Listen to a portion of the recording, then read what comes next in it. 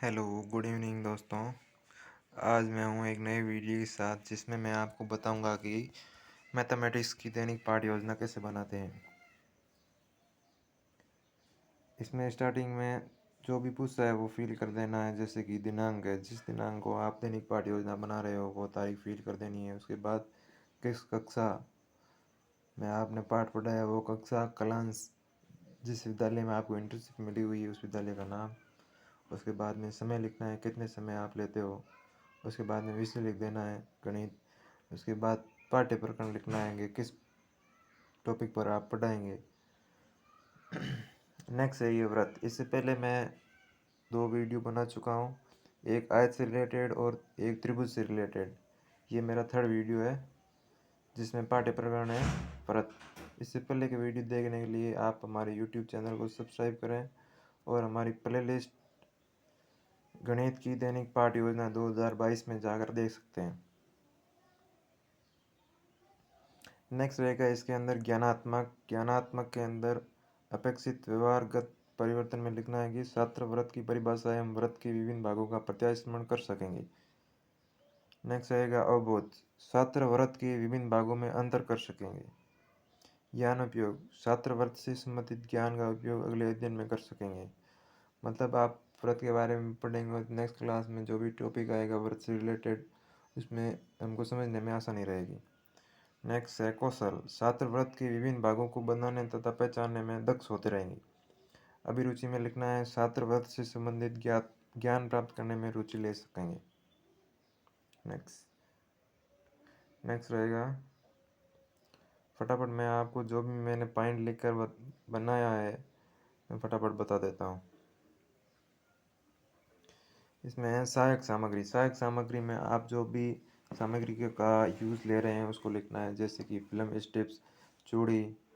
व्रत का उदाहरण लेने के लिए आप ये चूड़ी का उदाहरण ले सकते हैं। लपेट, फलक, संकेतक, कक्षा उपयोगी अन्य सामग्री।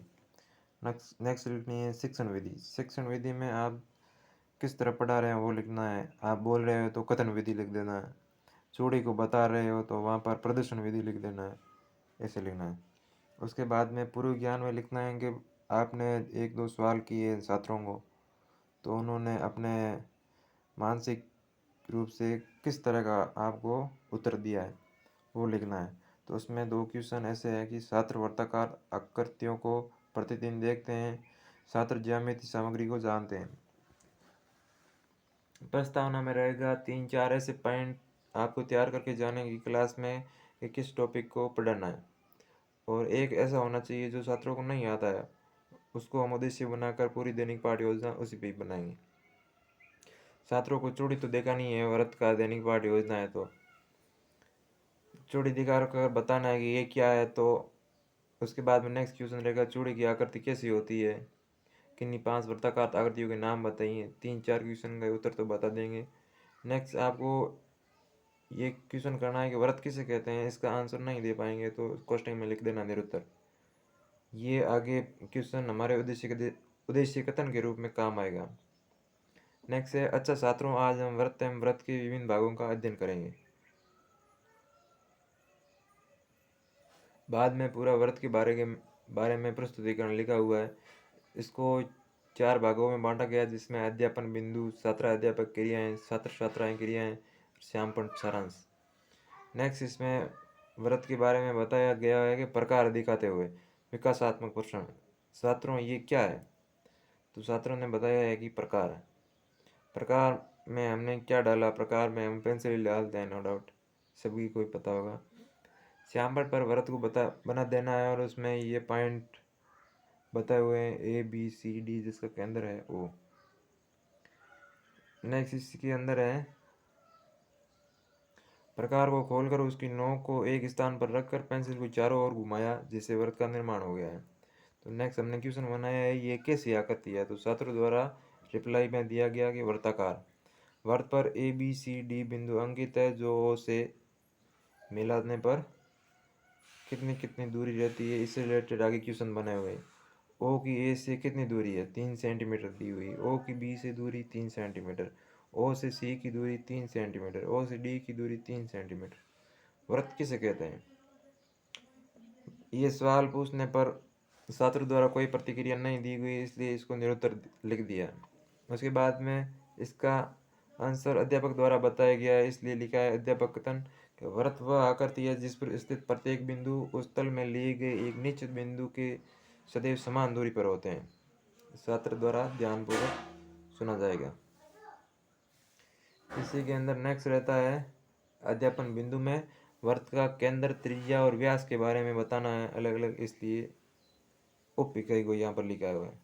नेक्स्ट छात्र अध्यापक की क्रिया है बनाए गए वृत्त में जहाँ प्रकार की नोक रखी गई थी उस बिंदु को क्या कहते हैं? उसको केंद्र बिंदु कहते हैं, जो कि श्याम पट पर बताया हुआ है डायग्राम बनाकर। नेक्स्ट क्वेश्चन रहता है केंद्र बिंदु किसे कहते हैं? इसका कोई आंसर नहीं दिया गया, इसलिए निरुत्तर लिखा है। नेक्स्ट अध्यापक द्वारा बताया गया है किसी तल में लिया गया वह निश्चित बिंदु जिसके चारों ओर वृत्त खींचा गया हो उसे वृत्त कहते हैं। नेक्स्ट रहता है वृत्त में ओ ए रेखाखंड क्या कहलाता है? ओ ए रेखाखंड त्रिज्या कहलाती है। उसके बारे में नेक्स्ट अध्यापन बिंदु लिया है त्रिज्या। त्रिज्या किसे कहते हैं? इससे रिलेटेड क्वेश्चन बना दिया। बाद में छात्रों द्वारा उत्तर बताया जाता है कि वृत्त के केंद्र को वृत्त के किसी भी बिंदु से मिलाने वाले रेखाखंड की लंबाई को त्रिज्या कहते हैं, जैसे कि चित्र में बताया गया हुआ है ओ ए, ये त्रिज्या है। नेक्स्ट रहता है व्यास। फिफ्थ पॉइंट है ओ ए रेखाखंड को आगे बढ़ाने पर ये बिंदु क्या कहलाता है? मतलब ओ ए तो त्रिज्या तीर ओ को बी तक बढ़ाया है बी बिंदु पर, तो ये क्या कहलाएगा? इसके बारे में क्वेश्चन बनाए हुए हैं। ए बी वृत्त का क्या कहलाता है? ए बी वृत्त का व्यास कहलाता है। व्यास किसे कहते हैं? इसका उत्तर नहीं बताया, इसलिए निरुत्तर बता दिया है। उसके बाद अध्यापक द्वारा बताया गया कि वह रेखाखंड जो वृत्त के केंद्र से होकर गुजरता है तथा उस वृत्त को दोनों ओर बिंदु पर काटता है वह व्यास कहलाता है। जैसे कि ओ ए बी ओ बराबर आर है, ये मैं आपको बता रहा हूँ डायग्राम। ओ ए और ओ बी, ओ ए से बी तक पूरा का पूरा व्यास है जो वृत्त को दोनों तरफ टच कर रहा है। ओ ए बराबर हाफ बी ए हो जाएगा। व्यास त्रिज्या का कितने गुना होता है? व्यास त्रिज्या का 2 गुना होता है। उसके बाद में नेक्स्ट टॉपिक रहेगा वृत्त की परिधि। वृत्त की परिधि के बारे में बताया हुआ है कि वृत्त की परिधि किसे कहते हैं। उसका छात्रों द्वारा कोई उत्तर नहीं दिया गया, इसलिए निरुत्तर बता दिया। और श्याम पट पर बताया हुआ है कि परिधि किसे कहते हैं। वृत्त की किनारों किनारों की पूरी दूरी होती है, डॉट डॉट डॉट डॉट करके बताई हुई है। उसके बाद में अध्यापक द्वारा बताया गया है कि पेंसिल ए से घूमती हुई वापस ए पर आती है, वह मार्ग वृत्त की परिधि कहलाती है। पूरा का पूरा गोल सरफेस। वृत्त की परिधि पर कितने बिंदु अंकित होते हैं? वृत्त की परिधि पर 2 होते हैं। उन बिंदुओं के नाम ए बी। ए वृत्त की परिधि को कितने भागों में बांटता है? 2 भागों में। नेक्स्ट दैनिक पाठ योजना यहाँ पर पूर्ण हो जाती है प्रस्तुतिकरण में। उसके बाद में मूल्यांकन के रूम में हमको 2-3 क्वेश्चन लिख कर देने हैं कि व्यास पर बना वृत्तखंड क्या कहलाता है और केंद्र किसे कहते हैं। नेक्स्ट गृह कार्य के लिए हमको 1-2 क्वेश्चन लिख कर दे देने हैं। प्रकार की सहायता से 3.5 सेंटीमीटर त्रिज्या लेकर एक वृत्त बनाइए। आप 2-3 उस उदाहरण गृह कार्य के लिए दे सकते हैं।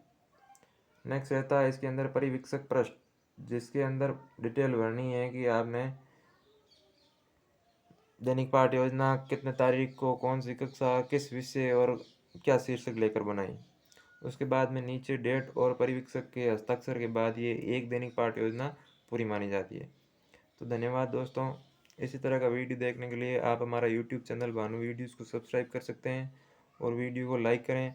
कमेंट करके ज़रूर बताएं कि आपको वीडियो कैसा लगा।